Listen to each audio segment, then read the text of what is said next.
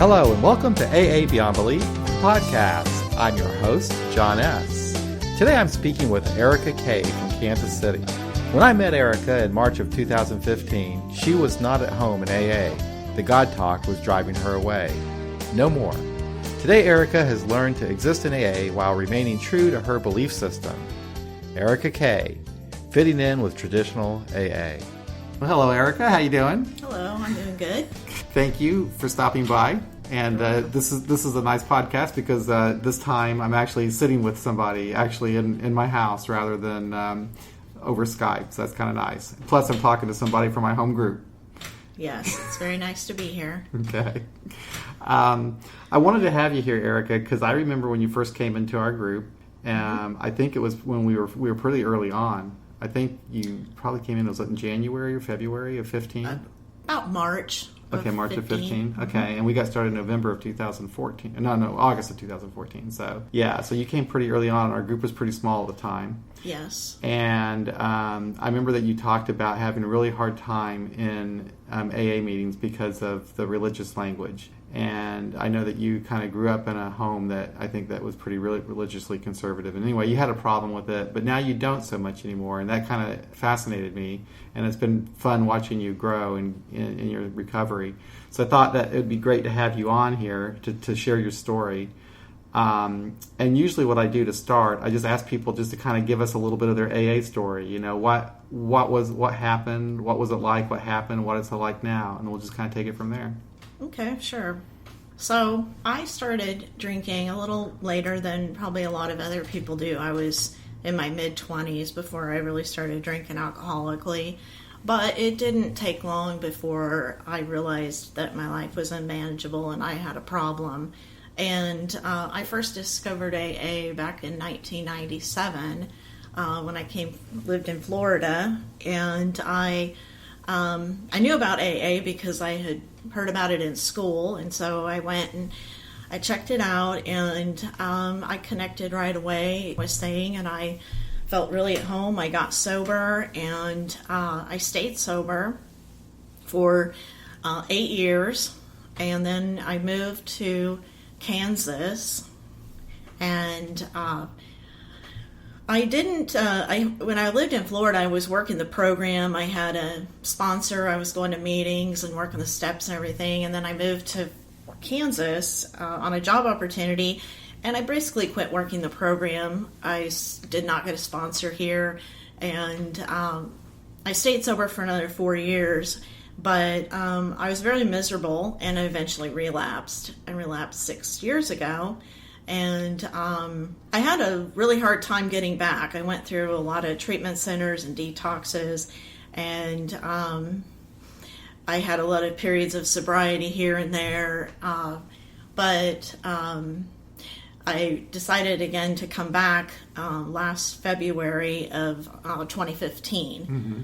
And that's when I just decided my life had become really miserable, and alcohol was creating a lot of problems for me. I was feeling, I just didn't want to live anymore. I was just merely existing. I had no quality of life.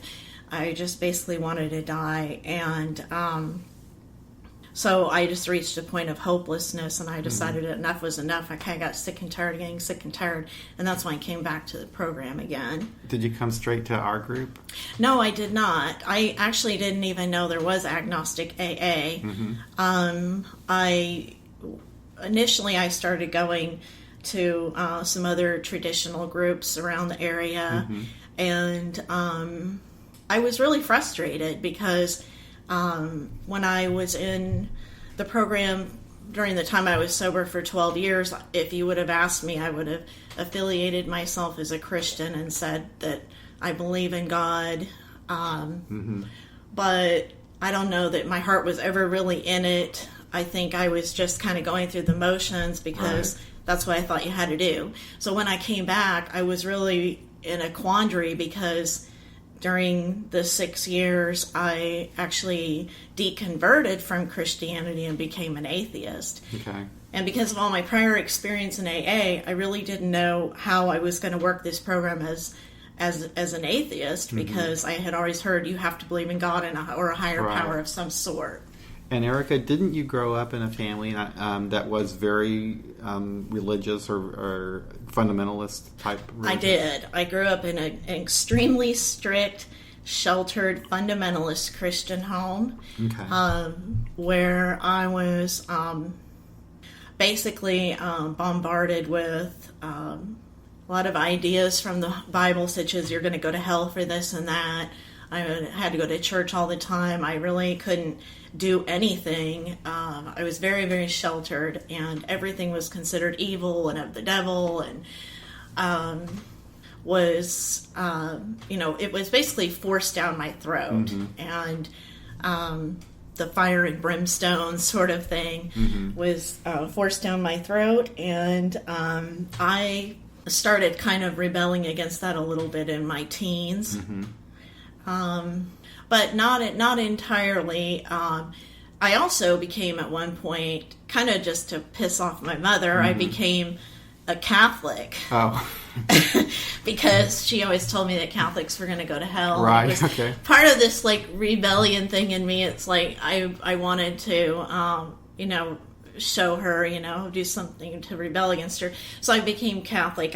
At first I was very drawn to it, though, Yeah.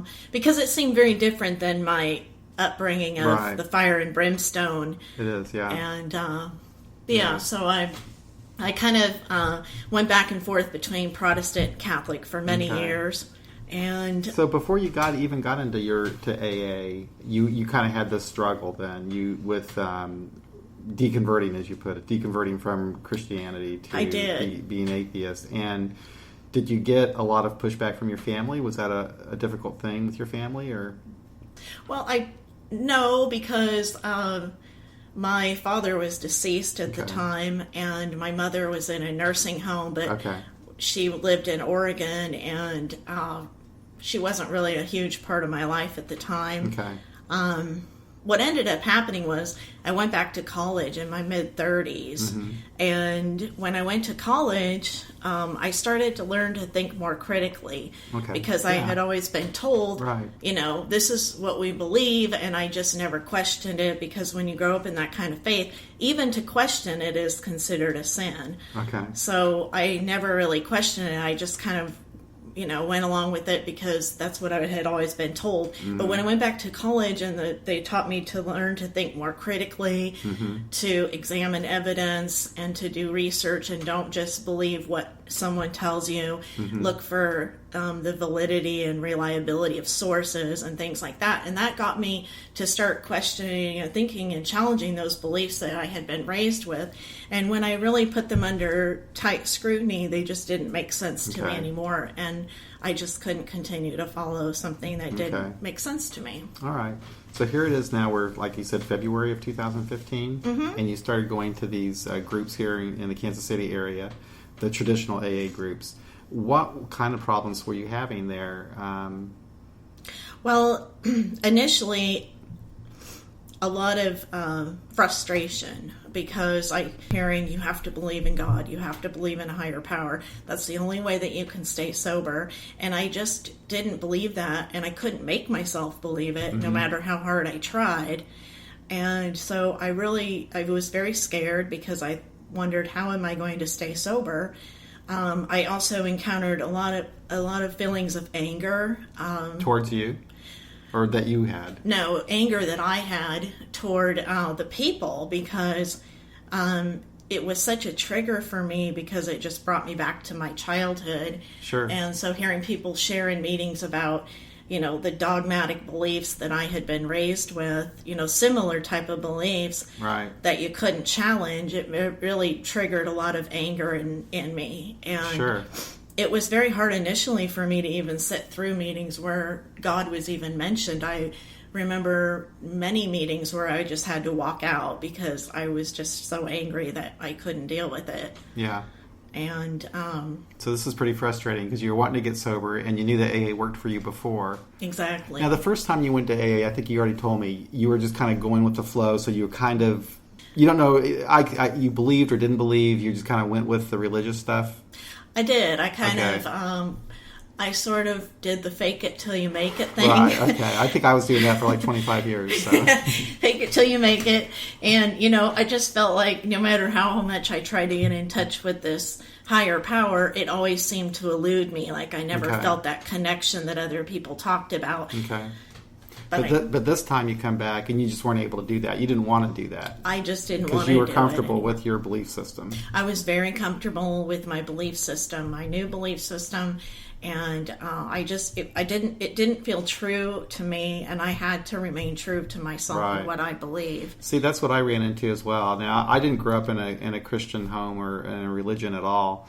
AA was my religion. I came in fairly young, and I didn't have any kind of religious background, but I bought the program hook, line, and sinker. But when I finally realized that for me, that I am an atheist, and I didn't believe in the supernatural stuff, then I had to reinterpret AA, and it was difficult to do in the traditional meetings for me anyway, and it still is. That's one reason I admire you so much, because you are going to traditional meetings today, and I still can't do that. But yeah, anyway, so I can relate to that.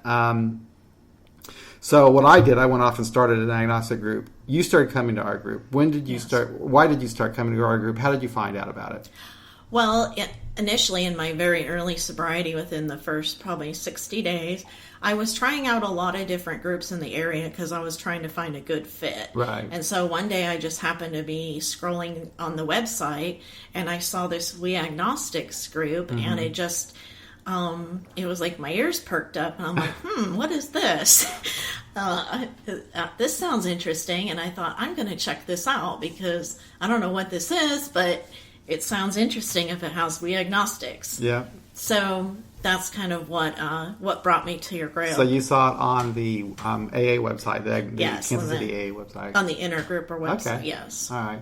So you weren't quite sure what it was, but it sounded interesting, so you came to check it out. I did. Okay. And then what happened? What did you think? What happened? It was like coming home. I felt it was such a different experience to me, and it was like a big weight off my shoulders because for the first, couple of months, I really struggled with trying to come up with some version of a higher power that was going to be acceptable to me. And, at one point I was using the ocean. Right. At one point I was using the spirit of the universe. And all of that to me is just such hocus pocus.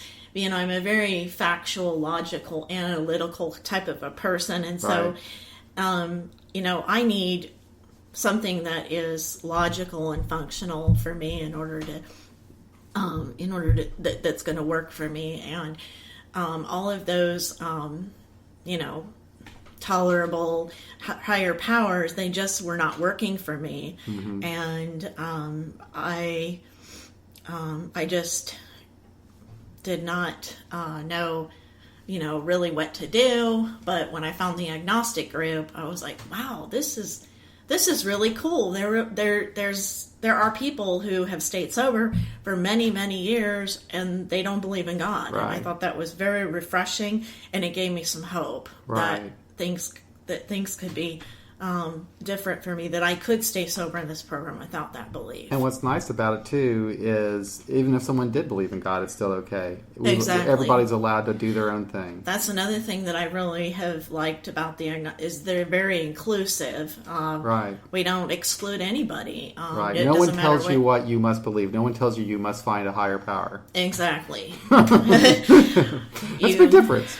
Right. They tell you that, basically it's, whatever works for you. Right. And if a higher power, if God works for you, then that's fine. If it doesn't, that's fine too. Yeah. And we always had step meetings. And I remember that you really latched on to Mario Hornbacher's book, Waiting, A Non-Believer's Higher Power. Yes. And did that book mean a lot to you? Did it make a difference in how you thought about the program? It did, because I was also really struggling with the steps, because the steps, as they're written, are very focused and centered on God, and there again, they seem like a lot of hocus pocus to me. Yeah. And I really liked her book a lot because she was able to put them in much more of a workable a workable situation for me to more functional, and to where I felt like I could work them more from that standpoint. And yeah, so, yes, I love her book, and I remember during those step meetings we read from her book. It seemed like all the time everybody was reading from her book a lot. We did. Yeah. So, and was it right after you got introduced to that book that you actually wrote your own version of the steps? Yeah, it was very shortly after that, and I kind of took from her book as well as a few other secular books. 12-step books, things I found online and other books, and I sort of used them all to come up with a version that is functional for me. Yep. And because that's another thing that I really struggled with, was that, how to work those steps with all of the God language in them, and I really complicated it. Right. I mean, like with step 3, I can't even tell you how long I spent. I remember you talking about that. Trying to figure out how to do step 3. Right. And, I just really way overcomplicated them. And when I was able to put them in my own format, functional, but still kept the essence of the step. Right.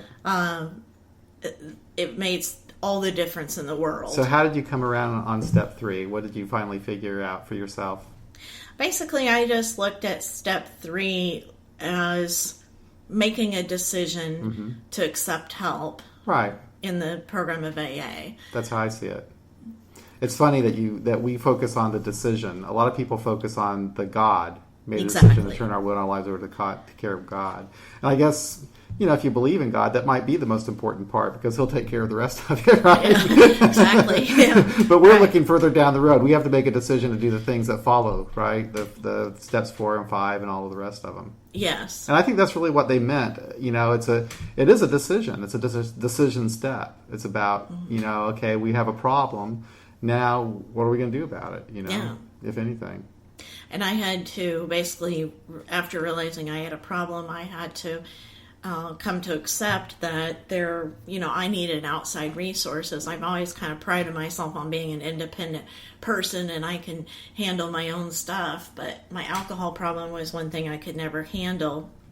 And so in step 2, I was able to come to believe that I needed some resources outside of myself. Exactly. Yeah. And it seems pretty simple, doesn't it? Yeah, and then once you're able to kind of simplify it, it makes all the difference in the world for you. Yeah, it really does. And, And what's funny to me, too, Erica, is what you're doing is the very same thing that the believer is doing.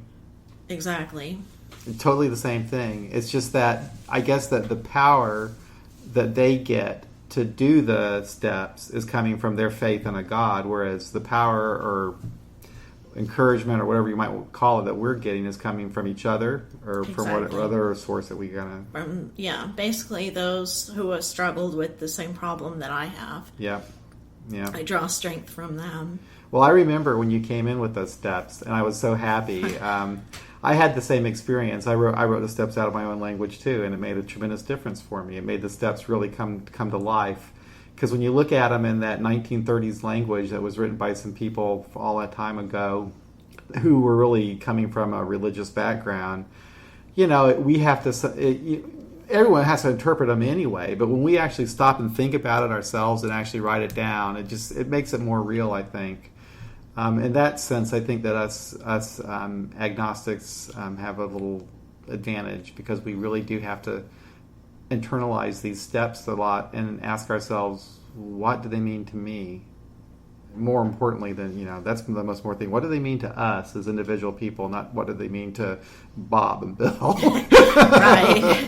Yeah, exactly. And do they mean the exact same thing to us as Bob and Bill? Actually, I think Bob and Bill both felt differently about it too. Probably, yes. Yeah.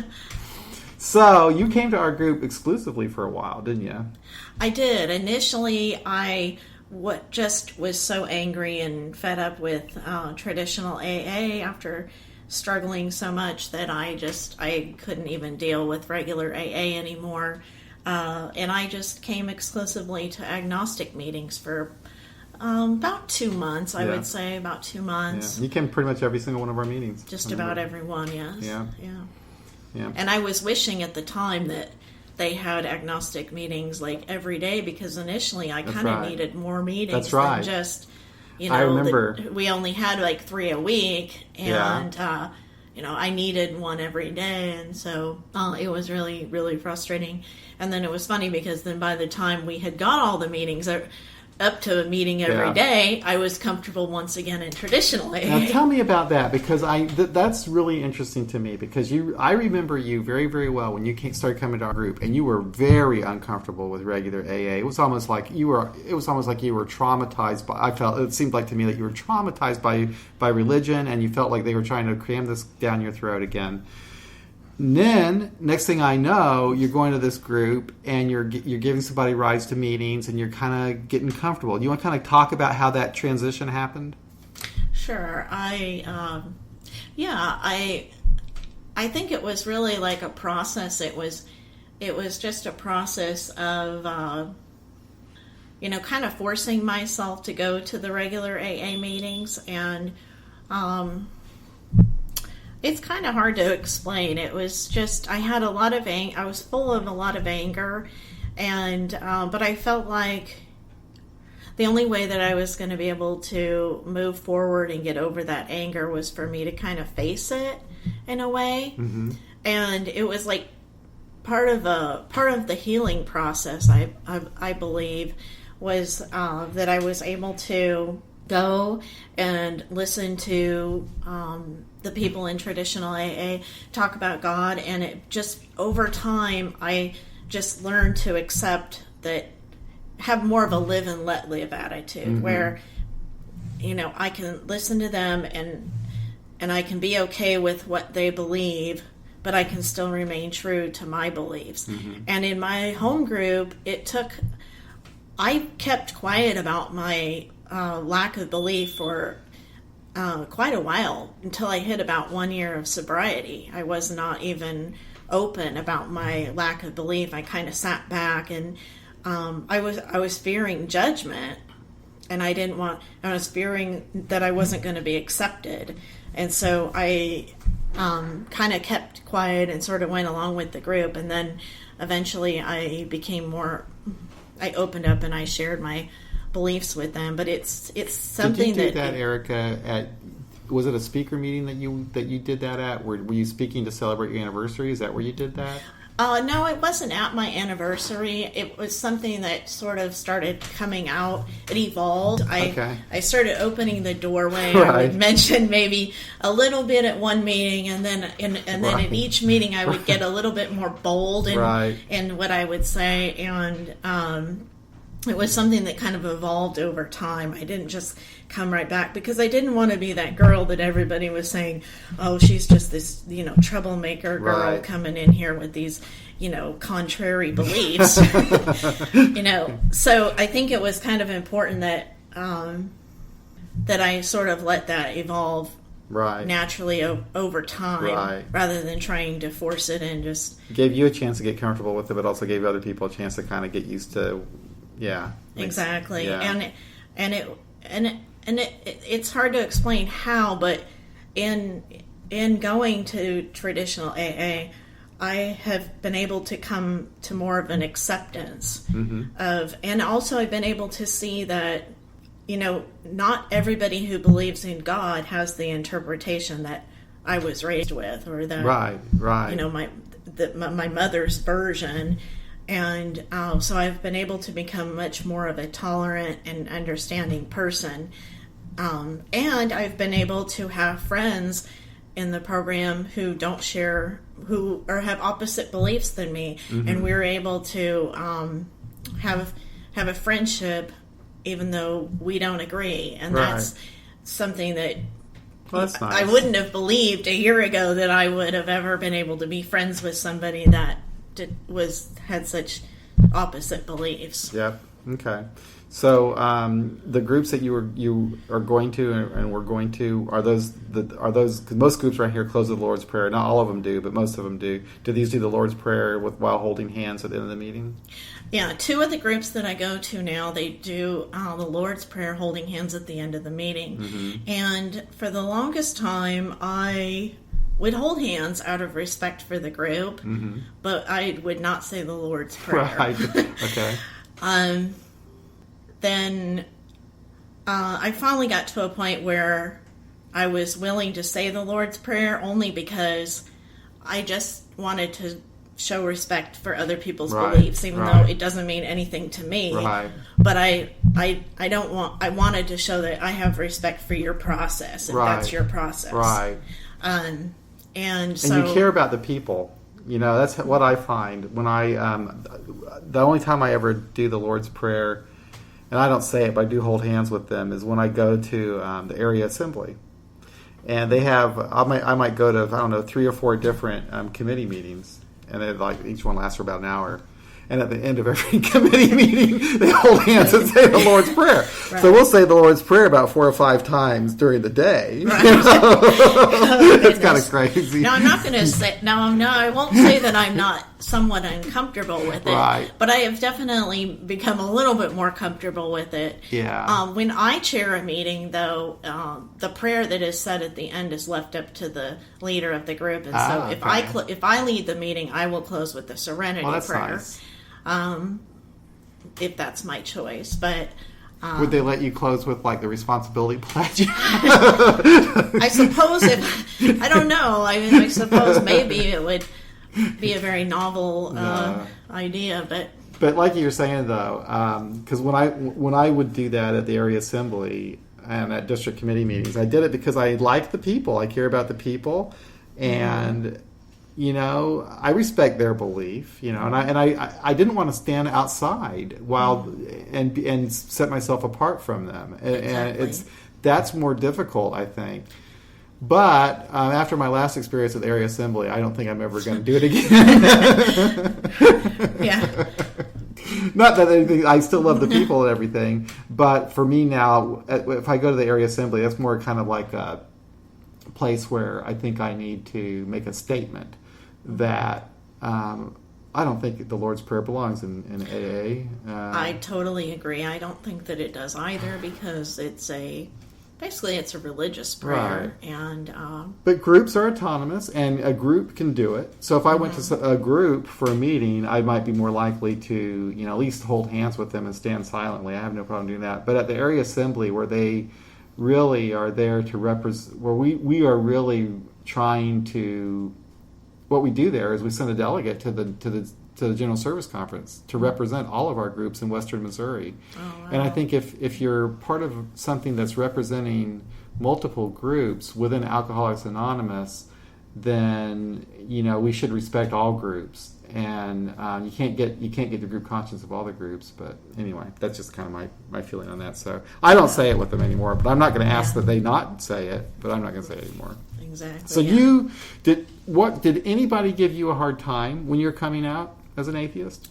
Or? Not as much as I would have expected. I have noticed that there's a lot of people that were like me. They're like me. They didn't even know there was an agnostic AA group, and they're quite fascinated by the idea, and they seem somewhat open and receptive to the idea.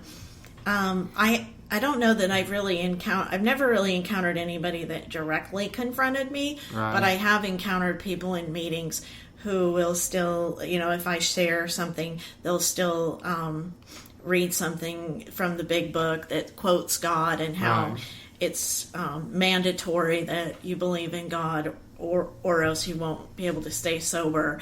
And I've just learned to let them be and let them say what they want to say and be tolerant and respectful of what they say, but it doesn't deter me and my beliefs and and how I feel and my healing process. Yeah. So And you're setting a good example too. I mean, we need to do that. We need more of us out there at regular meetings. The group in Orlando. There's a guy, you might meet him in Austin. His name's Mikey J. Okay. And he helped start the Orlando group, our mostly agnostic group of drunks. And they've been meeting for a long time, I think. But anyway, they have something that I can't remember what they call it. But what they do is, like, once a week, they take everybody from the group goes out together and they go to a traditional meeting, because they think it's important that we are comfortable in traditional meetings, because you never know when the time might come. Like you did it because we didn't have that many meetings. You needed more meetings. You needed to be comfortable in traditional meetings. And Mikey says, well, the same thing applies. You might be traveling out of town or something. What if I'm out of town somewhere and I need a meeting and there is not an agnostic meeting, and I should be comfortable or learn how to be comfortable in a traditional AA meeting. So, exactly. Yeah, I think there's some importance to that. Plus, it shows that other people in the room too, who might not be believers, that hey, it's okay. You can be yourself. And also, I guess another really major reason why I still go to traditional AA is because I think that there's probably a lot more people that are like me out there than maybe I'm aware of, that are just silently sitting there going along with it, but it's not really what they believe, but they're too scared to speak up. I think so too. And by me being there and being the example that, hey, you can do this as an agnostic or an atheist. You don't have to believe in God to get sober and be sober, and you can have a happy and joyous, free life sober without that belief. And I want to be that example for other people that might be struggling. It's something I feel really passionate about because, my sobriety is a matter of life and death to me. And if I hadn't found a way to work this program as an atheist, I'm not sure I would have stayed sober, and I'm not sure I would have lived very much longer. Right. And so it's something that I feel really passionate about. I sometimes wonder how many atheists and agnostics out there come to traditional AA, hear all the God stuff, and leave and never get sober. Right. I think there's a lot of them. And there's a lot of people that just don't necessarily even identify as an atheist or agnostic. They're just not particularly religious. And they just think it's bizarre, when they see it. But I have a theory that most people in AA, and I could be wrong on this is just from my observation from going to that one group I went to for 25 years, most of the people in that group were not churchgoers. The only exception would be some of the Catholics, where it was more of a traditional thing for them to do, to be part of the ceremony or whatever, the ritual and stuff like that. But most people were not particularly religious as far as having deeply held fundamentalist Christian-type beliefs, yet they were religious about AA itself. Yes. But I don't think they had ever really recognized that or say anything about it. But I think what happens is, like with me, I just kind of fell into it. I said, okay, I don't know about okay, whatever, I'll pray. I'm sure I'm getting some kind of psychological benefit from it. And then you kind of learn to say whatever people are saying that, people kind of approve of. And I think people kind of fall into that. But so maybe some of these people you're talking to are like that. They're not, maybe they're not atheists or whatever. They don't know. They're just not particularly religious. And they think, well, that's kind of a novel idea. Right. We could just do this without the praying and everything. Right. It never dawned on them. And I view the AA program, I think you've mentioned it too, that I view it more of a program. And they even say it's a program of action. Right. It's not a program of belief. And I believe that, I stay sober through my actions and through the support of the fellowship of AA. And it always baffles me when I hear people say, I go to meetings, I talk to my sponsor, I work the steps, I do service work, I read but God keeps me sober. Right. It's like, okay. You say so, but and that maybe that works for them, but it doesn't work for me. And I know I have to take the action, and that's what's worked. Yeah. No, I agree. That's exactly how it is for me. And I think the belief part is the least important part. Unless you want to, maybe just believe. I guess having faith or belief that there's a solution for your problem, that's important. Because without that, what motivates us to even do anything? So we've got to have some hope that there's hope for us, But once we have that, it's all up to us to take whatever action. Even if we believed in God, they even say, faith without works is dead. So, right. If you can have all the faith you want, but, God isn't going to do anything for you if you don't do the work too, right? That's right. God wants you to work. Yes. So obviously he must be also think whatever. I don't know. What am I saying? I shouldn't make fun of them anyway. So now you're very comfortable at your groups, and you're still coming to our groups though too. Mm-hmm. And how do you feel about AA overall right now in agnostic AA? Overall, I think AA is an awesome program. Uh-huh. Whether it's traditional or agnostic, I know personally I feel more comfortable, and I feel a better sense of belonging in the agnostic meetings. Mm-hmm. But I also feel really satisfied and happy that I've been able to make some sort of peace with traditional AA and found a way to still go there. I think there's so much about the AA program that is really helpful and beneficial, and they say, take what you like and leave the rest, and that's right. Pretty much what I do. Yeah. And so you're going to go to Austin? I'm thinking about it. I haven't fully decided yet. Okay. But I think it would be a great experience. I would love to. Yeah, it would be pretty cool. I hope you can go. I was at Santa Monica in 2014. Oh. And it was the most amazing AA experience I ever had, to meet so many people from really the world over that were like us.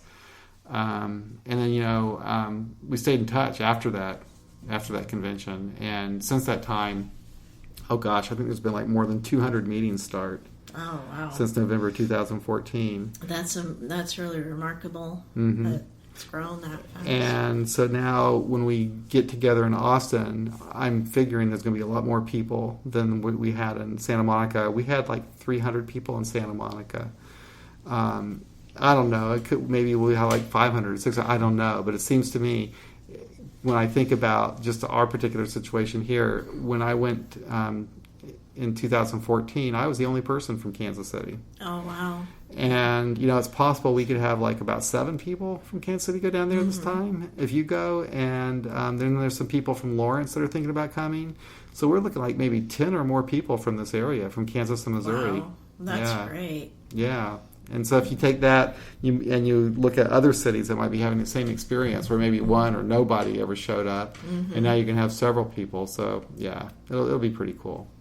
Yeah, I'm kind of excited. Okay. Well, thank you very much. This has been a great conversation. I think that this is important for people to know that, we can coexist with traditional AA, and I think that getting out there in the groups and educating people like you are, because they're getting to know about agnostic AA through you. You're the example for them, and that's important. That's how I think we have far more in common than we have that makes us different. So. Exactly. All right. Well, thank you, Erica. I appreciate it. Thanks for having me. Well, that's it for another episode of AA Beyond Belief, the podcast. We'll be back next week speaking with Pat N., one of the founders of the Secular AA Convention in Olympia, Washington, and a featured speaker at WAFTIAC 2016 in Austin, Texas this November. I think you'll enjoy that program. Until then, you all take care and be well.